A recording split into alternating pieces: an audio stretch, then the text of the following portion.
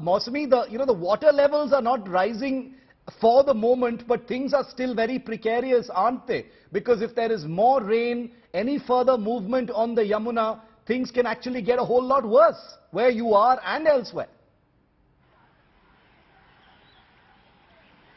Shiv, you will have to think about the fact that, the water levels are already above the danger level mark, and the water is flowing into the city.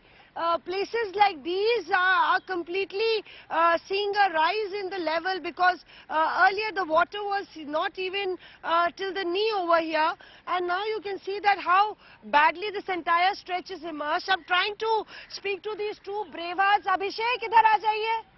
Idhar aa jaiye bhaiya.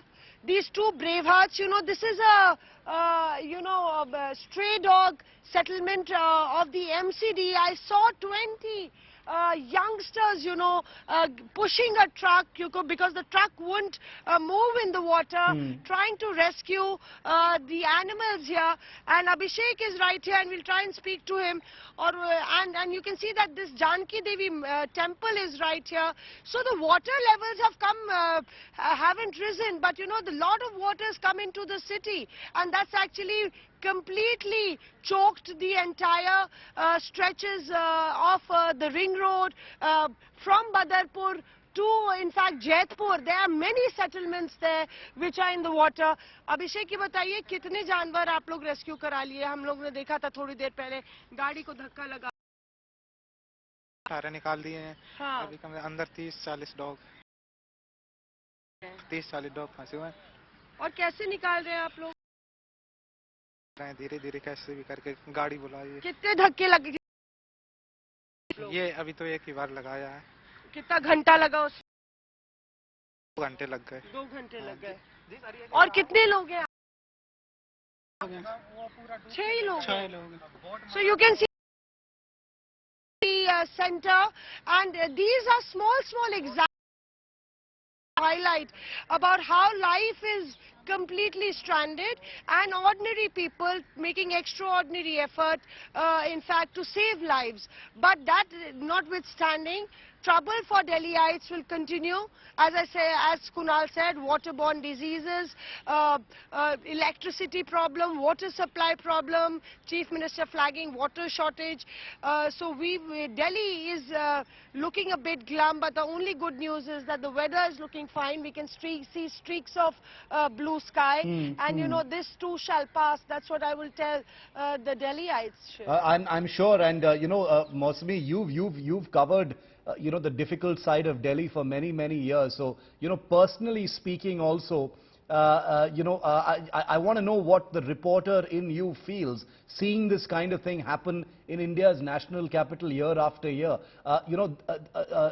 It's common to see the anger among citizens. You just saw that lady in civil lines, raising her voice when she spoke to Kunal and talking about how their taxes have all been wasted if this is what they need to expect every year. But you as a reporter as well, Mausami, have stood exactly like this in floodwaters in Delhi many times over many years. How does that make you feel as a citizen and a reporter personally?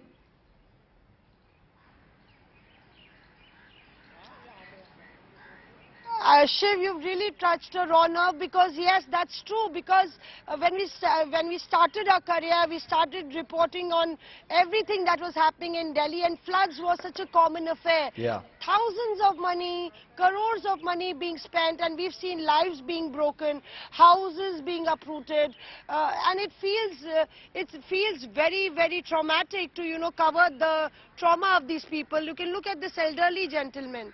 What is he taking away from home?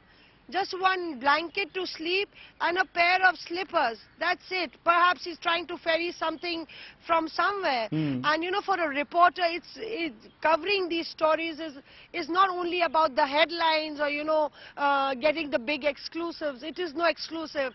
We would rather not have such exclusives where people are so traumatized. And I just pray and keep my fingers crossed that we don't have to cover floods in the national capital capital of India anymore, you know, because this should be a wake-up call for the government, for the administration, because they've made tall claims.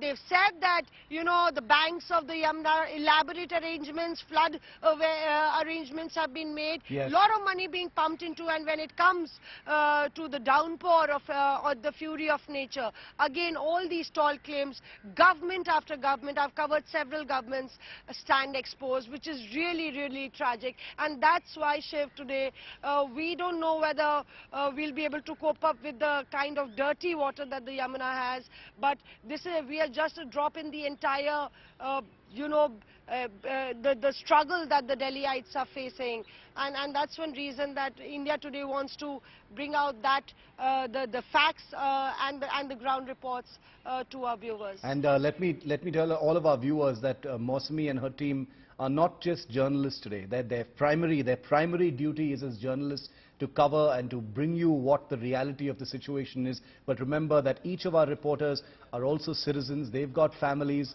and they are you know, without any compromise, out there in waist-deep water, you know, humbly reporting this terrible tragedy in the Indian national capital. It's still sinking in for most people, and I apologize for using that phrase, that these images that you're looking at here on India Today are all in India's national capital. All of these, whether it is near Red Fort, near India Gate, Vijay Ghat, civil lines, wherever you look, the city has basically sunk. That's the reality of what's going on.